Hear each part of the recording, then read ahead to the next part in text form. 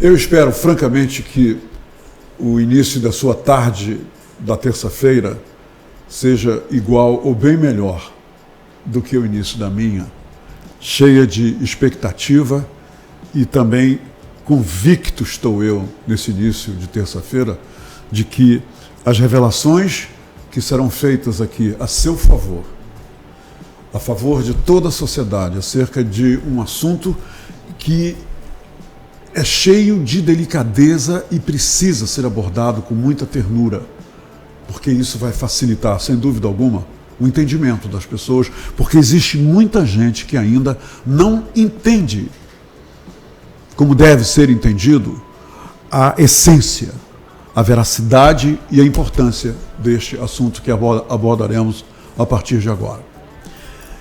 Primeiro que a gente vai falar de adoção. Tem um viés de adoção neste assunto que eu acho formidável. E segundo, porque a gente vai falar de legitimação. Imaginem só isso. Pensem nessas duas palavras, legitimação e adoção. E terceiro item de suma importância, mas importante mesmo, é a porta-voz.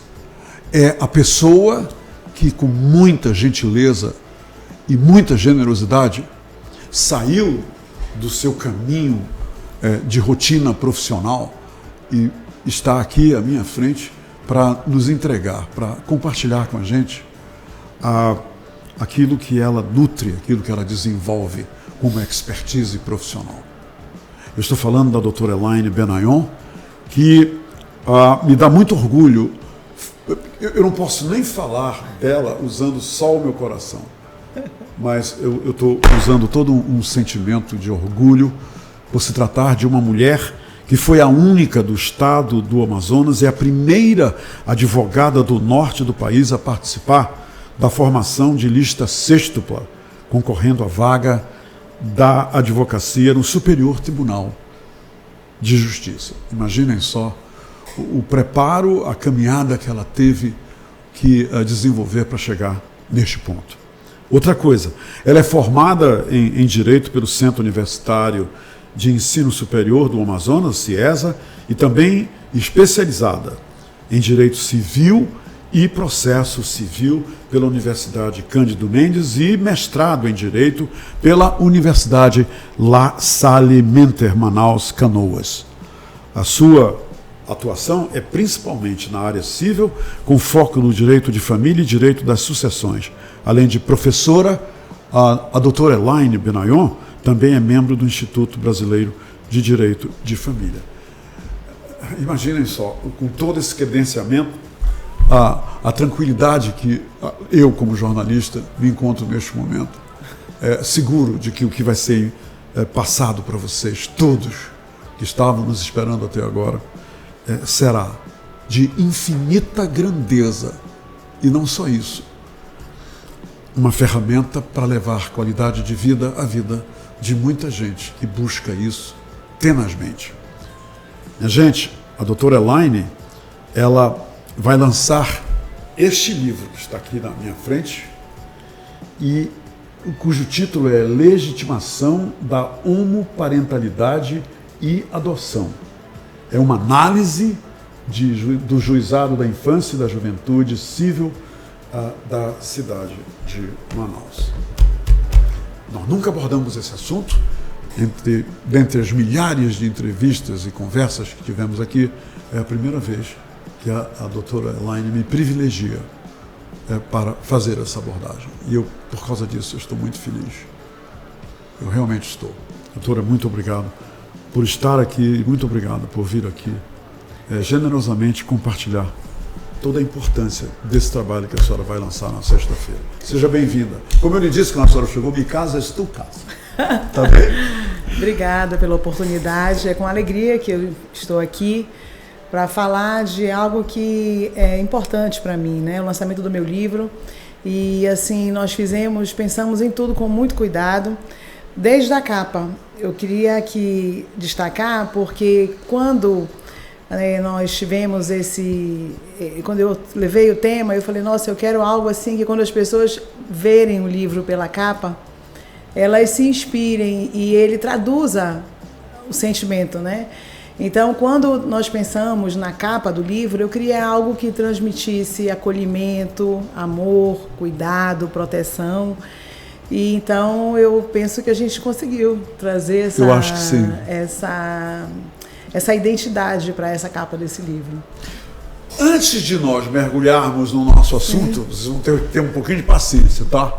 Mas eu tenho que lhe pedir para esclarecer, doutora, essa questão da senhora ter participado da lista sextupla, correndo pela vaga da advocacia no Superior Tribunal de Justiça. É porque tem muita gente que não entendeu muito bem, ou não entende muito bem, por falta de conhecimento, até de informação. Qual é a importância e o significado para a senhora, primeiramente como mulher, e depois como advogada, em fazer parte, em ser a única mulher no estado do Amazonas e no norte do país a participar da lista sextupla? Olha, essa tua pergunta ela é muito interessante pelo seguinte: a gente se fala atualmente em participação feminina, não é? Em espaços de poder, mulheres no espaço político, mulheres, mas nós somos a maioria em número de advogadas no país, somos a maioria em número de eleitoras, mas o número de mulheres que concorrem, ele é ínfimo. Então, eu confesso para você que quando eu vi o edital disponível, eu falei, nossa, deixa eu ver quais são esses requisitos. Eu já concorri para desembargadora aqui no nosso estado do Amazonas em 2018, também pelo 5º Constitucional, e aí quando eu falei, deixa eu ver esse edital, e aí eu disse, por que não participar? E eu fiquei muito surpresa quando eu vi o resultado da lista oficial, que eu era a única mulher do norte do país concorrendo, a primeira da história do nosso estado, nem homem nem mulher havia concorrido ainda. Então eu tomei um grande susto, porque eu pensei que eu teria outros colegas aqui do nosso estado concorrendo também. E eu penso, por que não? Se os requisitos são legais, por que não concorrer? Então eu me encorajei, confesso para você que percebi muita resistência, né? Porque eu digo que é uma oportunidade que está aí para todos que são da Ordem dos Advogados do Brasil. E por que a senhora percebeu resistência? Em que sentido, doutor? Então, eu sou advogada há 24 anos, tenho uma carreira maravilhosa, sou muito técnica na minha atuação, sou muito séria. E, então, foi uma decisão que eu decidi assim, rapidamente, não foi algo que eu amadureci, não. Isso é algo que daqui a longo prazo eu vou me submeter. Até porque quando abriu a vaga, eu vi o edital, eu falei, nossa, vou concorrer. E aí juntei toda a documentação, porque efetivamente nesses meus 24 anos de carreira eu tenho uma atuação importante no STJ, e eu falei, me sinto vocacionada, por que não? Isso é um desejo, né? Não posso ser hipócrita, a gente almeja crescer profissionalmente. Então, eu senti a falta de acolhimento, né, por parte dos seus pares. Dos próprios pares, como quem diz assim, quem ela pensa que ela é. Mesmo? Então eu sou uma advogada, é natural 24 isso, anos. Então, né? Mas eu digo, por que não? Vamos concorrer comigo. Claro. Se você também tem atuação importante. Então eu disse, por que não? Né? E isso não me paralisou, pelo contrário, foi uma experiência muito gratificante. Eu fui muito bem na sabatina, inclusive quem tiver a curiosidade de assistir, só é ir lá já está no próprio site do Conselho Federal, está disponível.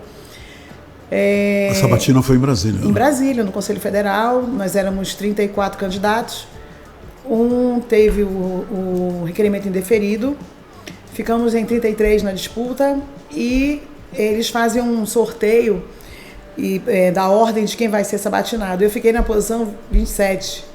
E quando nós somos encaminhados para uma sala onde a gente fica confinado, sem contato, eles recolhem o telefone. Então, só ficam os candidatos ali naquele ambiente, a gente fica como quiser. Eu fiquei estudando, aí eles levam a refeição, a gente fica completamente incomunicável, para garantir a lisura, né, de toda essa... os candidatos ficaram todos numa sala reservada que tinha um elevador privativo que dava acesso direto para o plenário. Então nós éramos conduzidos, quando chegava a vez do advogado, do candidato a ser submetido à sabatina, nós éramos conduzidos até o plenário. E quem são os sabatinadores, doutor?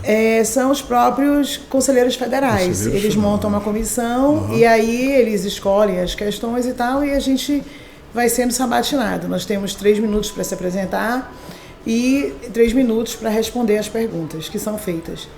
E assim, eu fiquei muito feliz porque falei da minha alegria de ser do Amazonas, das dificuldades que é para nós, mulheres, advogar nesse estado com dimensões, com distâncias continentais, a nossa realidade que só nós conhecemos e o fato de eu me sentir preparada a participar, pensando que eu poderia contribuir, levar um olhar diferenciado de quem viveu a advocacia, né? Então eu penso que iria contribuir sobremaneira. Então foi algo gratificante porque depois que quando teve, eu não integrei a lista, mas eu fui votada pelo um dos membros honorários vitalícios da OAB, doutor Batóquio, e eu encontrei com ele no elevador, depois que terminou tudo, ele virou para mim, me cumprimentou e disse: meus parabéns, doutora Elaine Benayon, pela sua desenvoltura. A senhora teve meu voto, porque para mim foi a melhor naquele plenário. Então eu falei, nossa, isso já valeu, sabe? Eu disse, já valeu. Então eu digo, voltei mais forte, porque hoje eu sei como funciona todo o sistema OAB. E me sinto feliz, né? Isso é algo que eu vou levar para o resto da vida, porque eu sou e continuarei sendo a primeira, né? Sem dúvida. Do Amazonas. E eu acho que a senhora também abriu essa janela de oportunidade para outras mulheres, para outras ocasiões de escolha que hão de É interessante que eu recebi o apoio da doutora Manuela Gonçalves, que é a presidente nacional e internacional da ABMCJ, que é a Associação Brasileira das Mulheres de Carreira Jurídica. E a doutora Manuela Gonçalves disse que encaminhou o ofício para o Conselho Federal e para todas as seccionais, dizendo que da doutora Elaine Benayon era o nome da candidata entre as 5 que estavam concorrendo, que a BMCJ apoiava para participar, apoiava para integrar essa lista. Então, assim, para mim, isso foi algo de importante, porque eu recebi um acolhimento genuíno de uma pessoa. Eu sou da BMCJ também, faço parte da Associação das Mulheres de Carreira Jurídica, e esse apoio me foi muito importante. Que legal, parabéns, doutor. Obrigada. Parabéns e obrigado pela sua explanação, porque muita gente, como eu, não sabia todo esse trâmite aí. Doutora, é o seguinte, vamos falar desse livro e desse lançamento. Minha gente, é o seguinte, primeira coisa que vocês precisam saber, eu ainda não li esse livro, mas eu vou ler. Ele vai ser lançado sexta-feira, tá? Então é o seguinte, eu vou externar aqui na nossa comunicação como fonte das experiências que eu tive com pessoas que estão vivenciando a homoparentalidade.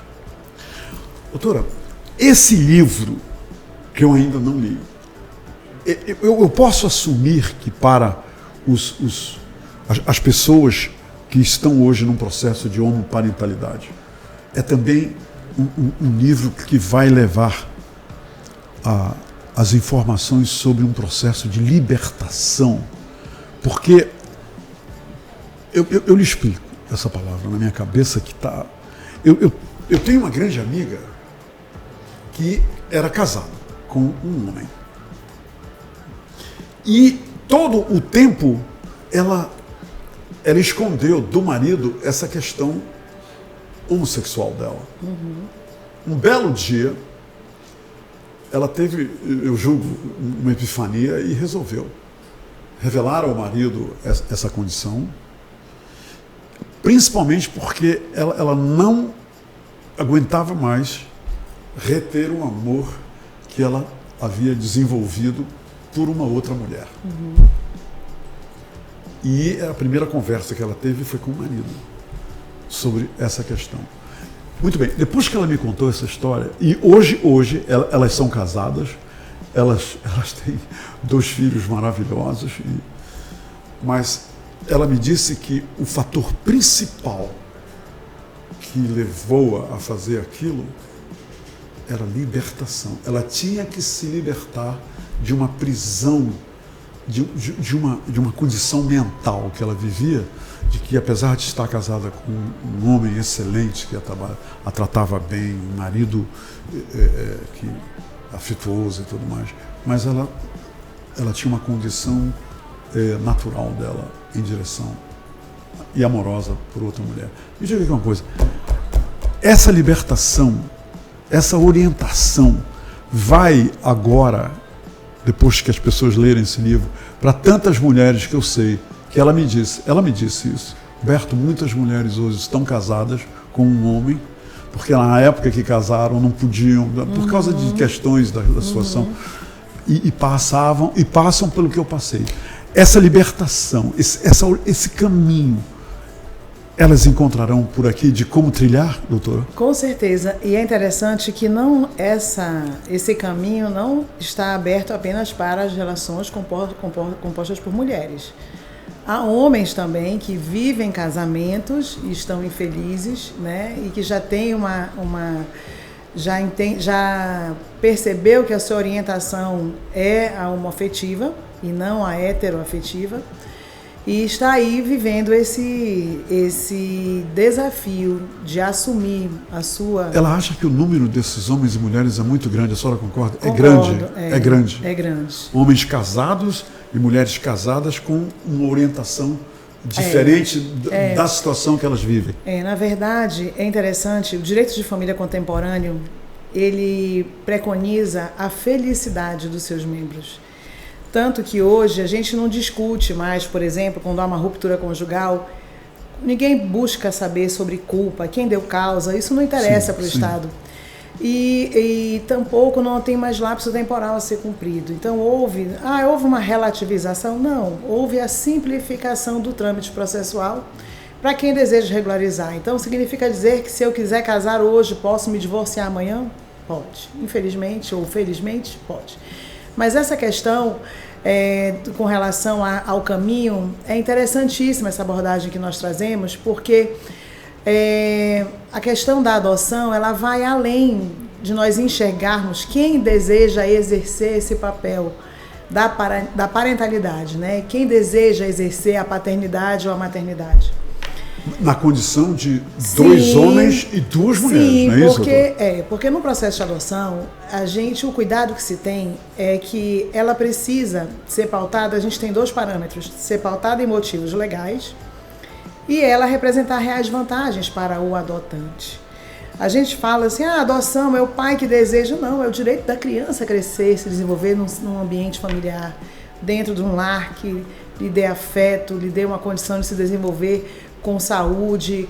E aí vem esses questionamentos, nossa, mas ela vai crescer e desenvolver num lar compostos por 2 pais ou 2 mães, isso não vai interferir na orientação dela também? Se isso fosse uma regra, nós não teríamos pessoas que optam pela união homoafetiva fruto de lares heteroafetivos.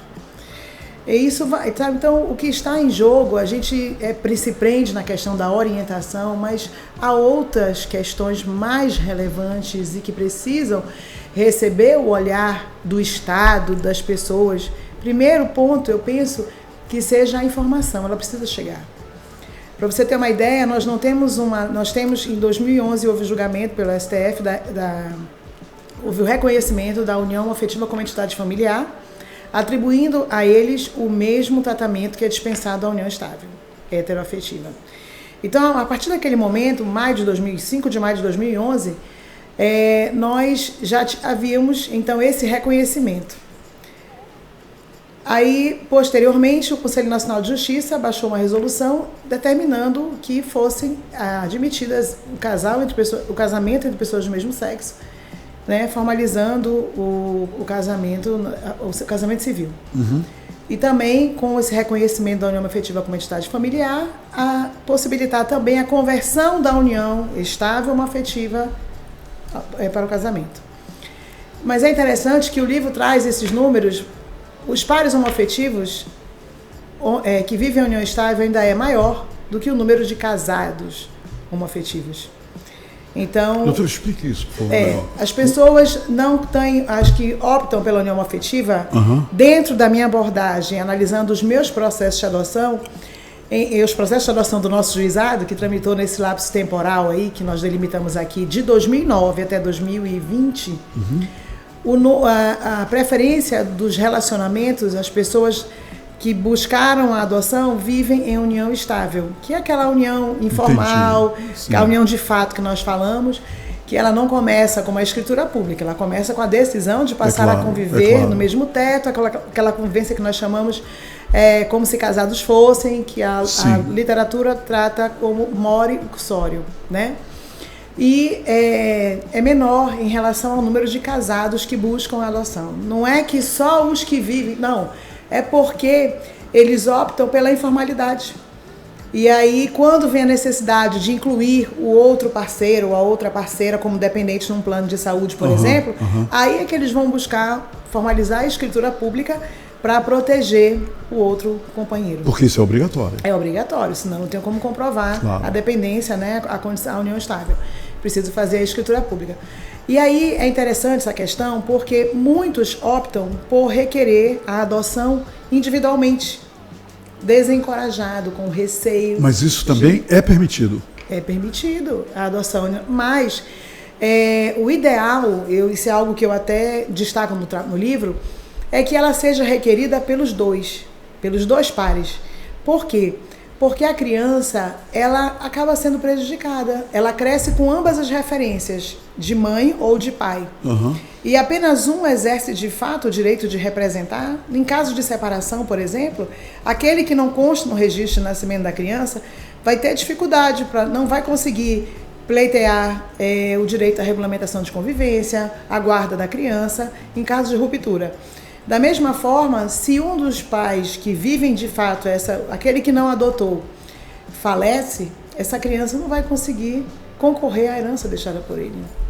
Doutora, na carteira, na certidão da criança, de nascimento da criança, na hora da adoção, irá constar o nome dos dois adultos, dos dois pais que adotaram ela? Sim. Quer dizer, João e Paulo adotaram Maria. Maria e Ana adotaram o Pedro. É assim? Os dois nomes constam na carteira de identidade e na carteira de identidade. Na certidão de nascimento só não pode constar a origem da filiação.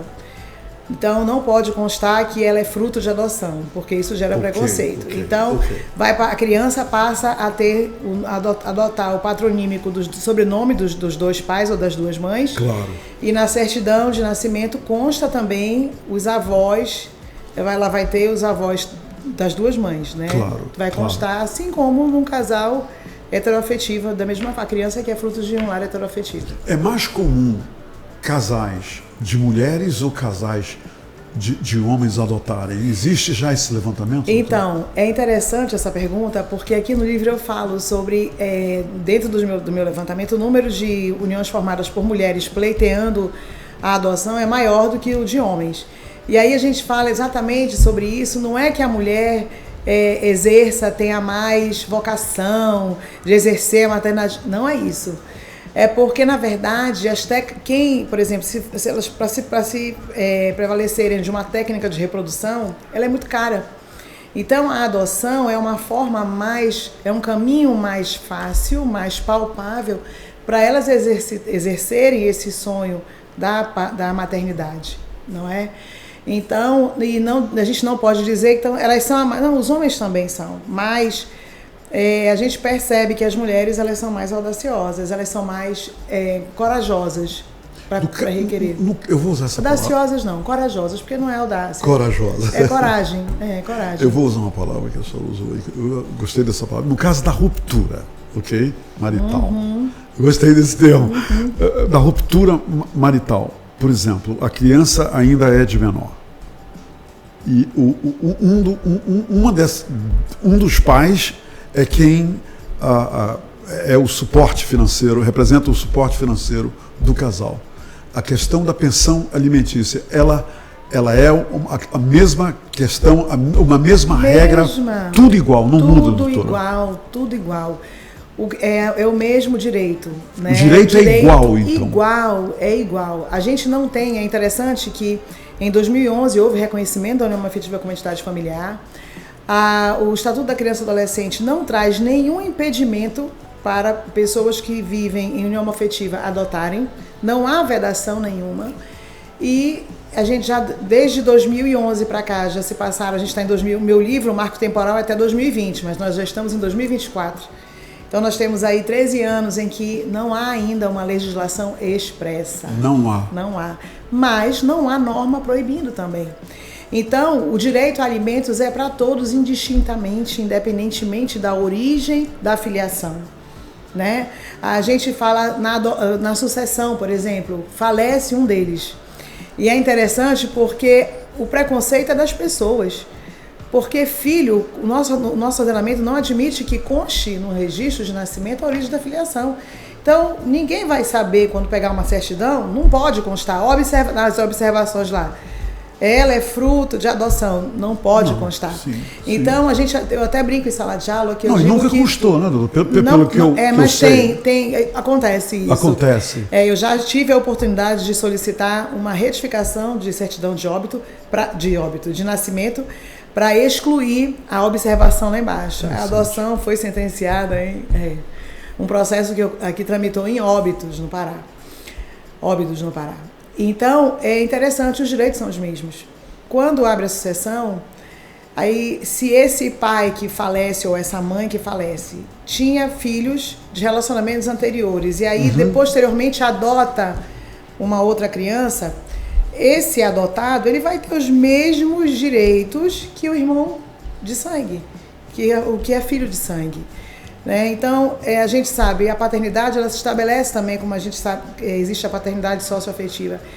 Então, para o ordenamento jurídico, independe a origem dessa filiação, se ela é consanguínea, se ela é fruto de adoção, se ela é fruto de um reconhecimento de uma filiação socioafetiva, que tem pessoas que crescem, né? Você assume um sobrinho, o filho de uma funcionária, cresce contigo e você passa a ser a referência paterna na vida daquela criança. Então, eu quero regularizar, posso estar de filha, é minha filha para todos os efeitos. Até porque é uma falácia essa história de filho de criação, né, doutora? Não existe. Não existe filho de criação, até porque né? Filho é filho, filho é filho, é o que consta no registro. Sim. Então, se ele não registrou, não reconheceu, não requereu, para que ela venha fazer jus a todos os direitos advindos desse reconhecimento, ela vai ter que buscar judicialmente esse reconhecimento. Tu sabes que eu tive uma oportunidade de fazer um reconhecimento de uma maternidade pós-mortem de uma pessoa que no polo passivo nós tínhamos 14 parentes. E foi algo assim marcante para mim, foi lindo, foi um processo com mais afeto. Doutora, para melhor entendimento, a mãe morreu durante o parto, foi isso? Não, ela passou a criar essa pessoa a vida desde os 15 anos, dos 14 anos. Ok. E aí acolheu, ela era órfã de mãe, né, e não morava com o pai, e ela falou, eu vou cuidar dessa menina. Só que ela se apegou, ela não teve outros filhos, e disse, não, essa é a minha filha. E passou a tratar, casou, ela ajudou, bancou os estudos, ela se formou. Mas não registrou, doutor? Nunca registrou, mas sempre tratou para a família. Era filha de criação, né? Minha filha. E aí ela veio a óbito.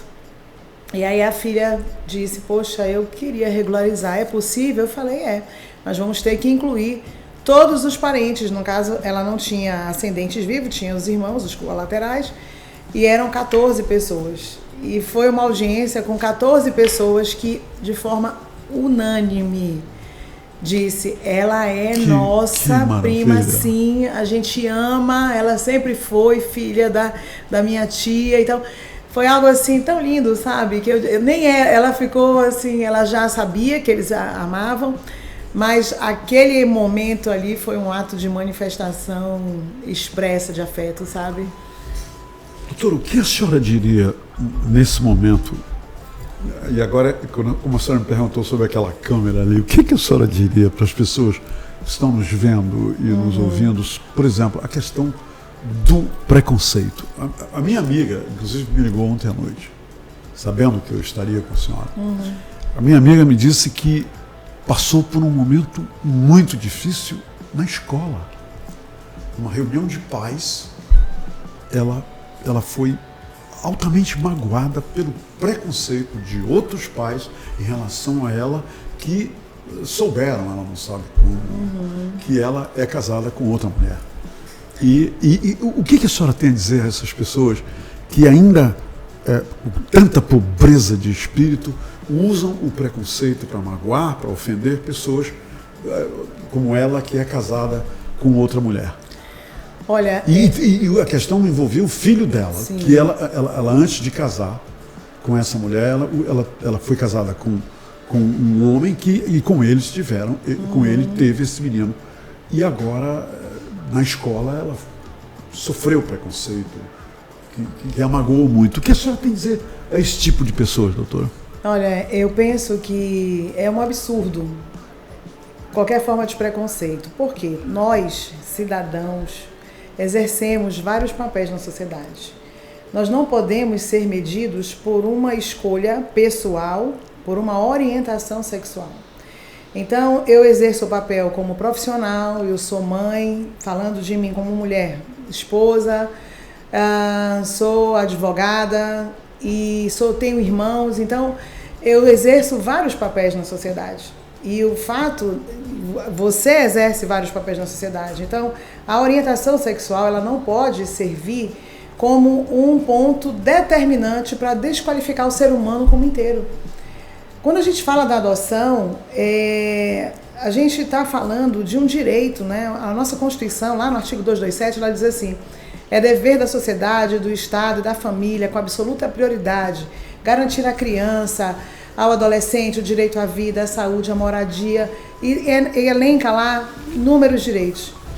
Então, quando a gente passa para essa análise, quando a gente olha aquela criança que está em abrigo, aquela criança que deseja ser amada, ser tratada com dignidade, sabe? Esse é o olhar que nós precisamos ter quando a gente está diante de um processo de adoção.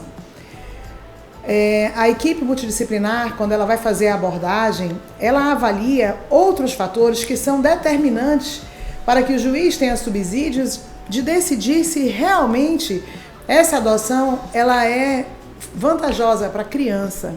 Ela é um direito da criança, né, de crescer e se desenvolver dentro de um lar.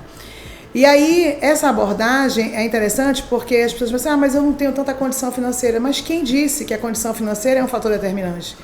E essa dúvida da questão do fator financeiro também se estende a pares heteroafetivos, quando as pessoas terminam o relacionamento e tem aquela mulher ou aquele homem, porque isso é uma realidade que depende financeiramente do outro, achar que o fato dele ter maior controle financeiro, ele tem o controle da ação. Não existe isso.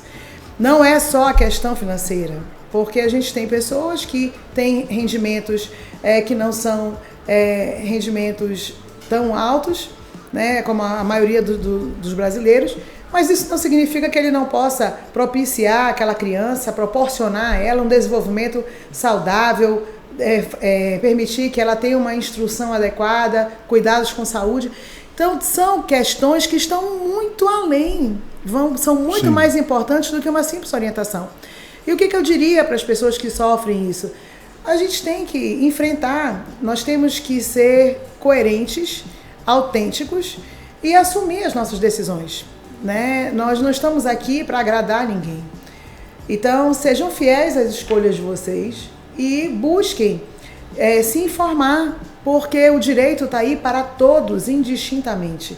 A questão da orientação, ela não é um fator propulsor. Inclusive, o Conselho Nacional de Justiça baixou um protocolo em 2021, está até fora do meu lapso temporal do meu livro, mas eu falo sobre isso, a recomendação do CNJ sobre os julgamentos nos processos sob a perspectiva de gênero, para evitar que nas decisões judiciais nós enfrentemos qualquer tipo de preconceito.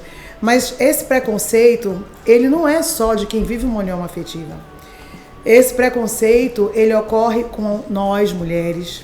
Eu, como mulher, sofri retaliação porque decidi concorrer para a vaga de ministro do STJ, uma pessoa que sou preparada, tenho formação atuante há 24 anos. isso está aí e é um absurdo. É o preconceito quando você se propõe a concorrer, a dar a cara a tapa. Então, é interessante, eu peguei um processo essa semana de 1984. Em 1984, esse mesmo preconceito que quem vive uma união afetiva sofre hoje, vivia a mulher que optava pela união estável, que naquela época nós tínhamos o casamento como a única instituição Sim. que legalizava as relações sexuais, né? A instituição tradicional, né? A forma da gente instituir família tradicionalmente. E quem optava pela união estável vivia a mesma comunhão plena de vida de quem vive um casamento. Sim. Mas até 1994, quando veio a primeira lei que reconheceu a união estável como entidade familiar entre homem e mulher, que a gente vulgarmente trataram como a Lei Piranha. Eu me deparei com esse processo de 1984 de um homem que faleceu em 1983 e que vivia há 25 anos com uma outra mulher, já era separado da sua esposa há mais de 30 anos, mas não tinha dissolvido o casamento pelo divórcio. Já estava separado de fato, que é o que a gente chama da separação de corpos. Hoje, essa separação de corpos não impede o reconhecimento da união estável quando o homem ou a mulher tem um vínculo conjugal. Isso independente se é uma união homo ou heteroafetiva. Mas no caso específico desse processo que eu acho importante falar sobre o preconceito, é que essa mulher que à época a sociedade já tratava como concubina, por não ter uma lei protegendo as companheiras, ela constituiu um advogado e ele se habilitou no inventário pedindo reconhecimento da meação dela, porque tudo que ele tinha, eles adquiriram juntos. E naquela época, nós já havia algumas decisões dos tribunais reconhecendo quando não configurava a união concomitante, para não ser, né, quando não se tratava de amante, ela poderia, sim, judicialmente conseguir o reconhecimento do direito à meação. Mas ela não fez isso, ela não buscou o reconhecimento, ele já tinha falecido, né? E aí o advogado fundamenta, demonstra, junta as cartas de amor, que ele viajava muito, que ele mandava comunicação por cartas, juntou várias fotos, assim, eles tiveram uma filha em comum. Ele, inclusive, fez um testamento cerrado, que é um testamento que eu nunca tinha visto na prática, na minha vida, desses 24 anos de profissão, que as pessoas pouquíssimo optam por essa formalização de testamento. E aí ele deixando a filha, fruto desse relacionamento, protegida na condição de herdeira. E aí, por que eu estou falando sobre esse preconceito?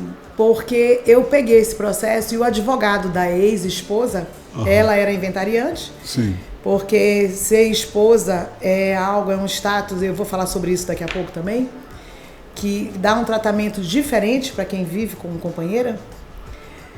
O advogado peticionou e colocou assim: a fulana, aí começou os adjetivos, amásia, amante, barregã, usou tanto gata, sexta-feira, não é meeira e nem herdeira. Eu fiquei chocada. Essa petição é de 1984, escrita isso por escrito, por um advogado, um processo que correu em segredo de justiça.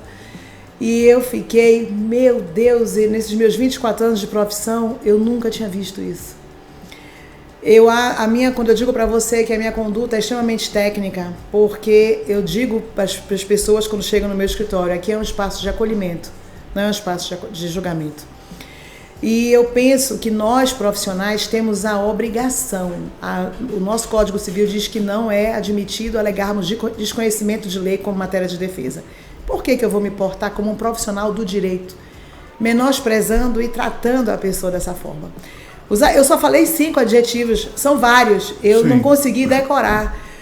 Não sei o que, Xambó, uns nomes que eu nunca ouvi na minha vida. Eu disse, meu Deus, para desqualificar. Todos com o mesmo significado. Todos com o mesmo significado, para dizer que ela não passava de pejorativo.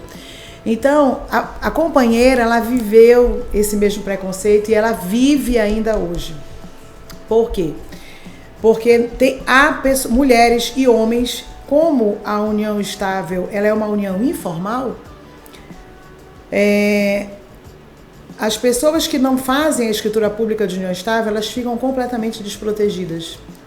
desprotegidas, no que sentido? Quando a união se dissolve. Porque para ela requerer o benefício da pensão, ela vai ter que comprovar que tem uma união estável. Não tem, aí, além dos documentos, aí a mulher tem que se preocupar em ter o mesmo endereço. Será que ele me colocou como dependente no plano de saúde? Sim. Né? Residia no mesmo endereço, cadê as fotos? Então, é uma situação, e eu digo em sala de aula, nós precisamos, antes de escolher que tipo de união, constitui um advogado preventivamente. Sabe um outro problema que as pessoas, que é muito comum? Não sabe a diferença dos regimes de bens. Não sabe o que vai enfrentar se o relacionamento acabar. Isso tem que ser decidido antes da definição. Você formalizar uma escritura pública, antes de você dar entrada num pacto, no processo de habilitação do casamento. Escritura pública, a senhora quer dizer o casamento, né? Não, a escritura pública é para quem vive a união estável, quem opta por fazer uma escritura. O Agora, casamento é quando eu tenho que dar entrada nos proclames. Na hora de dar entrada no processo de habilitação do casamento, eu preciso escolher o regime. O regime.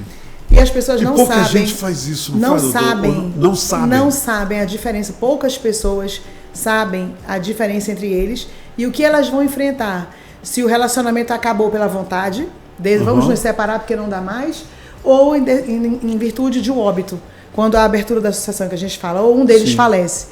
Dependendo do regime, nós vamos ter tratamentos diferentes. Claro. E aí eu escuto muito no meu escritório, isso é injusto, mas é legal.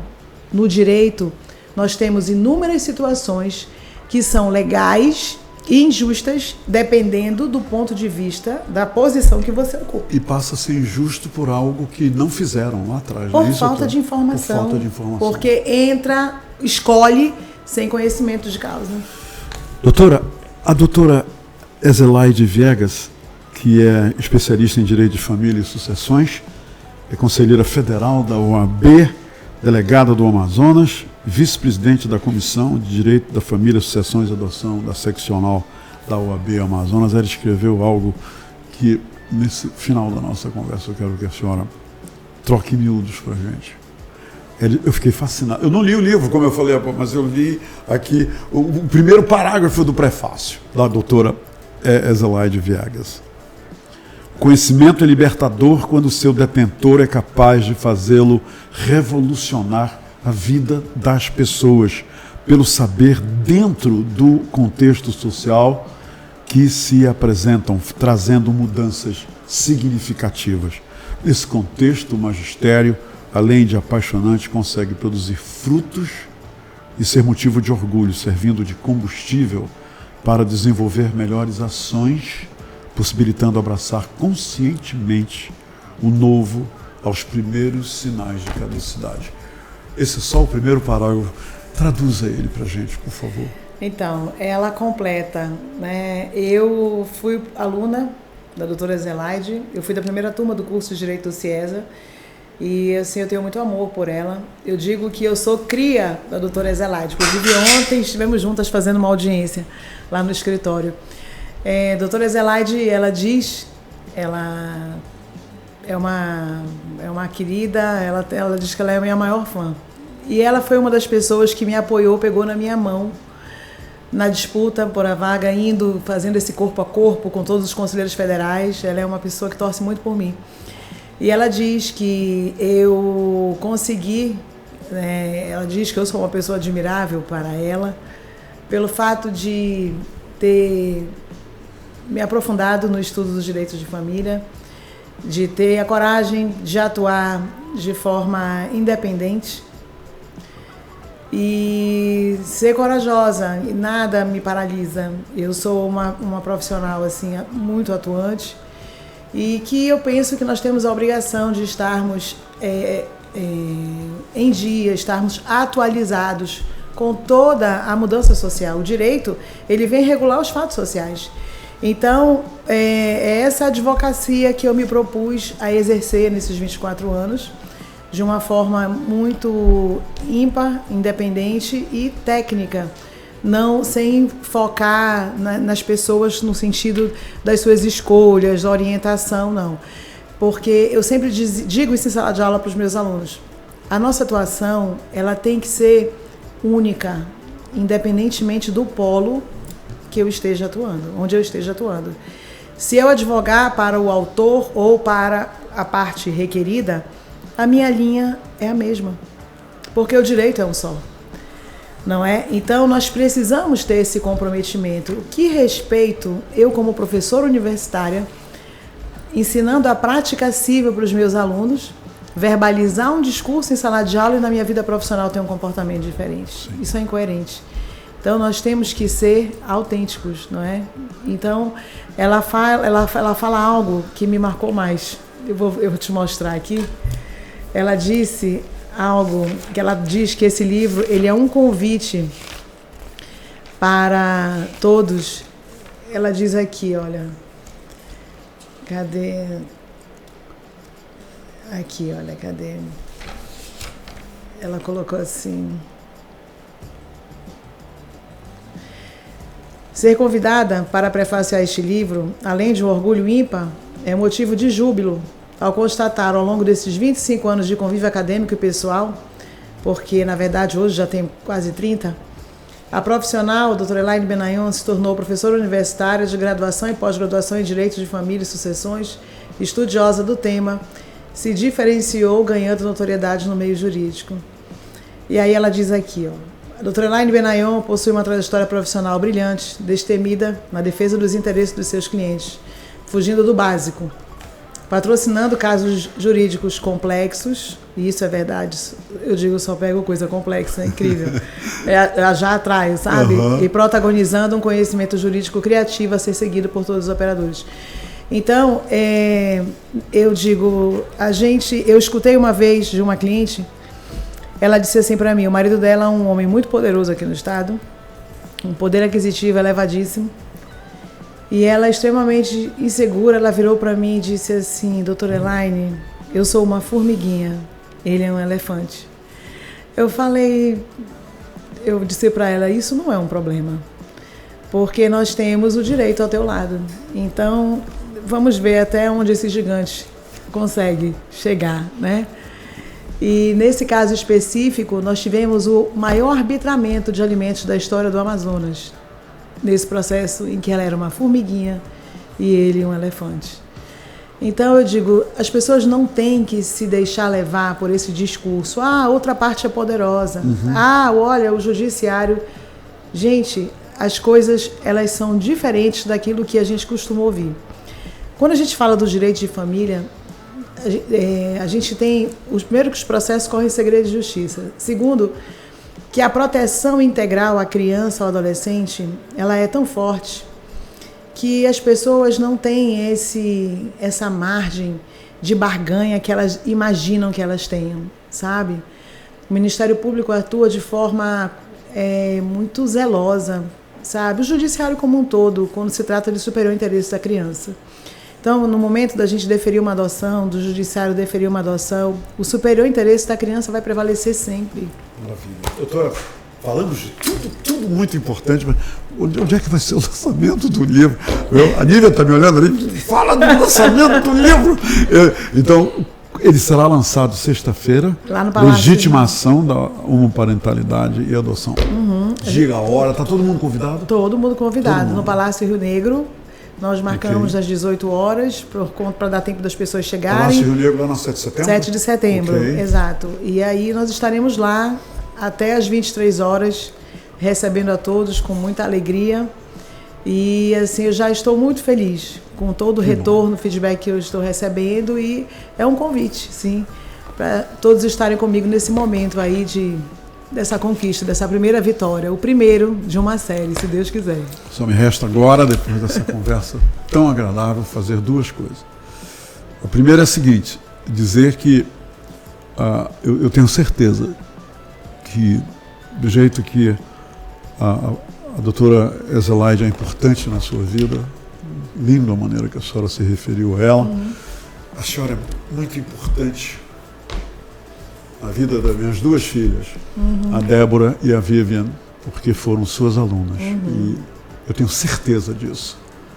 E a outra coisa que eu quero lhe dizer é que a sua vinda aqui, o desenho da sua vinda, só foi possível devido a Nívia não ter medido nem empenho nem desempenho para que ela se tornasse possível. E por isso, cada vez mais eu admiro a minha colega Nívia. E para quem não acredita, porque tem gente que não acredita, ela trouxe para mim o DVD do dia que eu recebi o meu certificado na Assembleia Legislativa como cidadão do Amazonas, que me foi outorgado graças ao envolvimento do advogado Adjuto Afonso, uma pessoa da qual eu sou amigo, desde quando ele trabalhava lá no BEA, ele era caixa lá no BEA. Nós somos amigos há muitos anos, eu e o deputado Adjuto Afonso. E a ele eu devo essa generosidade, essa bondade de ser hoje cidadão do Amazonas, honorário, né? É honorário, viu? Né? Honorário. E eu fiquei muito feliz. Esse encontro com a senhora foi muito marcante. Por todos o que a senhora disse, todas as coisas que eu acabo de dizer, doutora, parabéns e benza a Deus, que Deus lhe abençoe pelo trabalho que a senhora está desenvolvendo em prol dos casais homoafetivos e também em prol da homoparentalidade. Obrigado, doutora. Obrigada pela oportunidade. Obrigada pela oportunidade. E eu conto com a sua presença nesse momento para brilhantar o lançamento do meu livro. Sexta-feira? Sexta-feira, no Palácio Rio Negro, 18 horas. 18 horas. Obrigado, doutora. Obrigada. Parabéns. Gente, aqui o livro. Vamos lá. Por hoje é só. Até a próxima.